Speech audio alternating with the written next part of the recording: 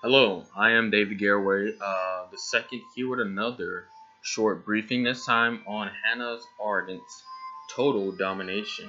So, Hannah Arendt was born in Germany. She was considered a philosopher, but then switched over to political theory. But she always considered herself to be a political theorist. So you have I think this is an interesting text. First and foremost, excuse me, I want to thank Miss Hollenfield for this reading. I greatly appreciate the fact that she gave us this assignment and the reading because you're going from we start off with David Henry Thoreau with civil disobedience. Moving on to Martin Luther King, he himself using civil disobedience, and then we switch over to total domination, which is a contrast from ideologies and and total different government. So as to where civil disobedience, we would say that's something that we believe here in America, that you should speak out against the government whenever they're doing something wrong. If you find, again, with the main key idea of civil disobedience, whatever you find to be unlawful, you should go against the grain, essentially, of the government. But now we have total domination, what has to do with totalitarianism. And if you don't know what that is, basically that's a government that's run by one ideology. Everything in itself, it is combined and it's controlled by one person. So you don't get anything from the outside world, and everything in that area is controlled. So you don't have anything going out, coming in. But with the totalitarian government, you don't have that say. Um, or if you do say something about it or against your government, then you're punished. But I want to again, I just think it's completely interesting how we made that transition though. Reading into total domination, something that caught my eye, that I find tremendously that I found to be tremendously shocking just thinking about it, was when Hannah, when Arden, let me just pull it up real quick, when she mentions Pavlov's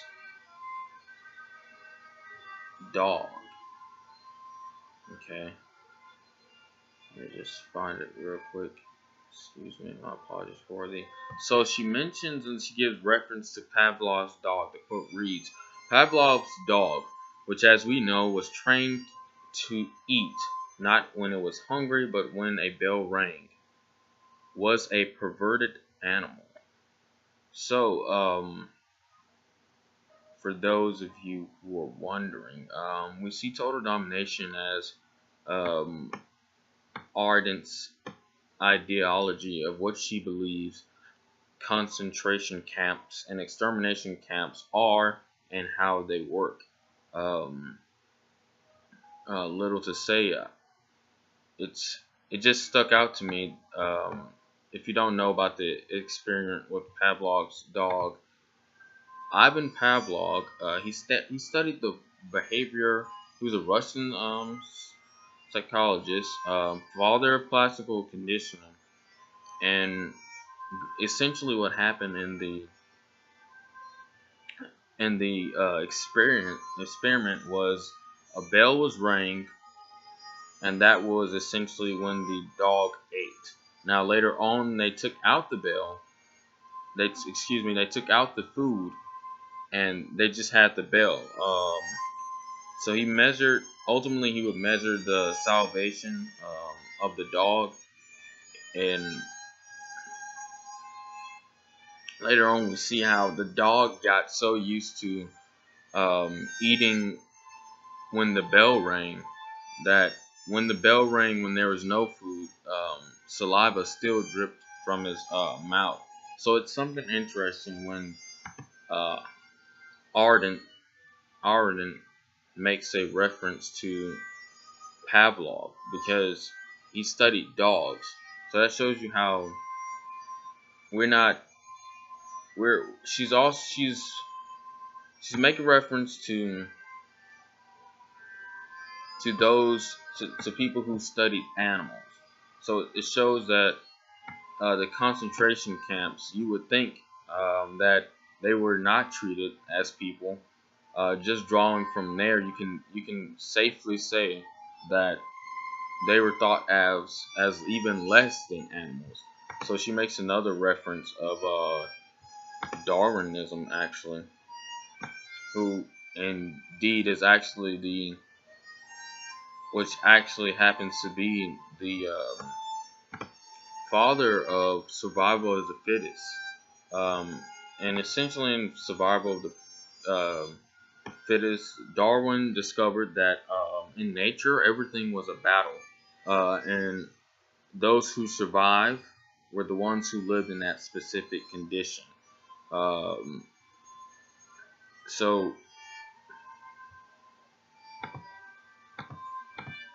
we're so she makes reference to that, and then what also sticks out is that she says that there was a misconception basically of this law. So Nazis use this to justify their actions in the concentration camps. They ultimately believe, because they followed Hitler in Germany, he was a dictator during his time. They ultimately believed that they were the superior race. They were the one who were going to stay on top, and anyone less below them needed to be exterminated, essentially. So, but she makes the claim that there was a misconception of Darwin's theory. So, if what actually it makes me think, if this was a misconception of Darwin's theory, then what was Darwin actually mean then? That's something to think about.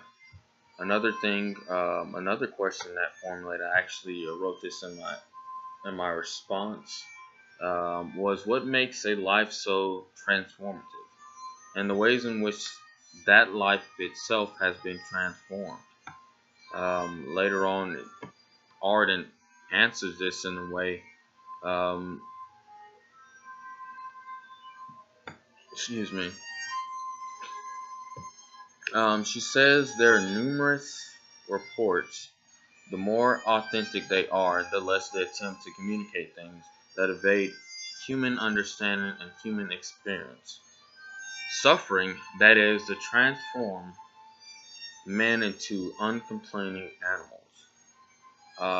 So essentially, the extreme difficulty, what's meaning by this quote, is that the extreme difficulty that faces the victims of eye witnesses is that they can't for sure make sense of what happened to those who are on the outside world. They're not able to communicate what's happening on to they're not able to communicate what's happening or what has happened to them in the concentration camps to those of us who are outside on the outside world, who are considered normal. That just goes to show how traumatic the experience was, and it just shows proof to that.